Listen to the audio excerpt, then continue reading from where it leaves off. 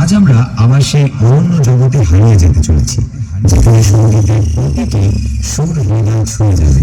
আসুন আপনাদের প্রথমে ভোকালটা শোনাই।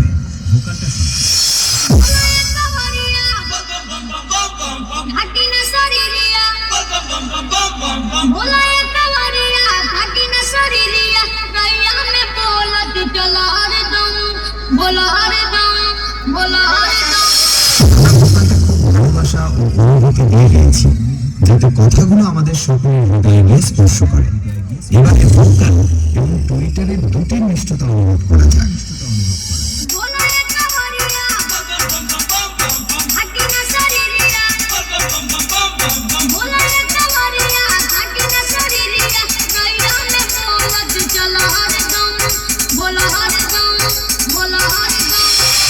এটাও সম্পূর্ণভাবে প্রস্তুত।